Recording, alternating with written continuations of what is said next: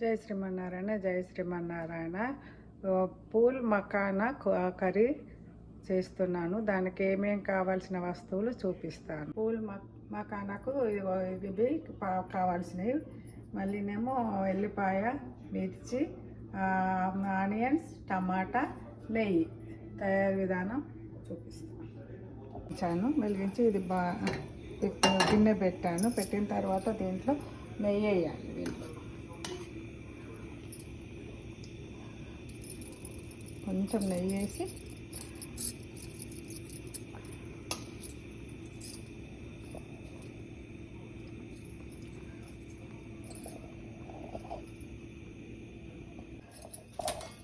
ఇప్పుడు ఆయిల్ వేడెక్కింది. వేడి కాగానే ఇక ఆనియన్స్ వేయాలి.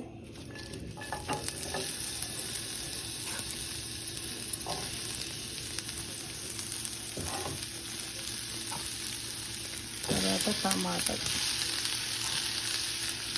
మిరపకాయలు, ఎల్లిపాయలు.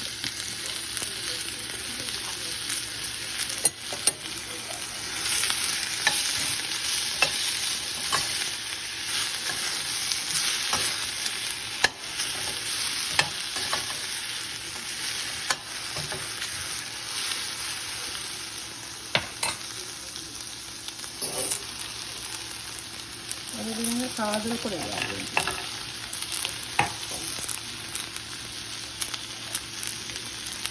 నెయ్యి వేసి తర్వాత కాగిన తర్వాత ఆనియన్స్, టమాటా, మిర్చి, ఎల్లిపాయలు వేసి కాజు వేసి కొంచెం ఫ్రై కావాలి. ఫ్రై అయిన తర్వాత మళ్ళీ దీన్ని గ్రైండ్ చేయాలి.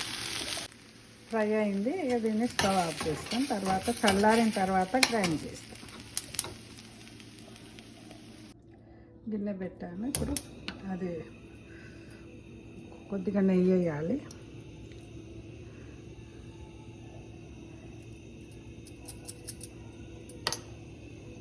నూనె కాగింది. ఇప్పుడు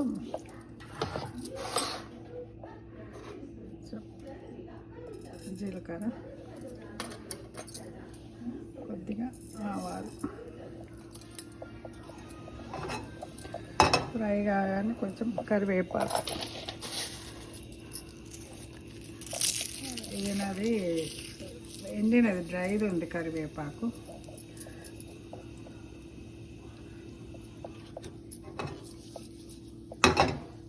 గ్రైండ్ చేసినాం కదా, ఇది దాంట్లో వేయాలన్నట్టు.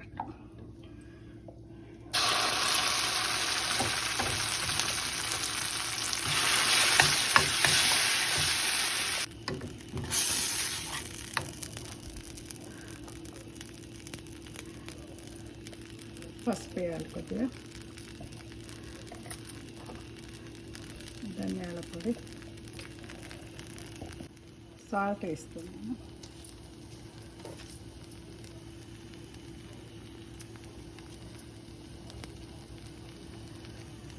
కారం, గరం మసాలా, ఇప్పుడు వాటర్ పోసుకోవాలి కొద్దిగా.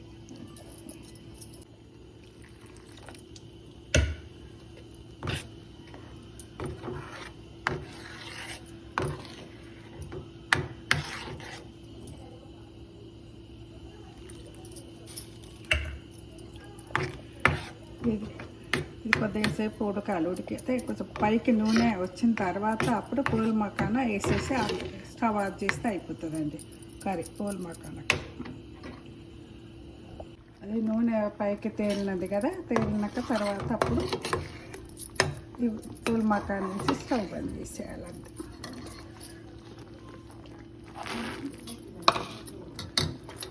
స్టవ్ బంద్ చేయాలి. అయిపోయిందండి కర్రీ.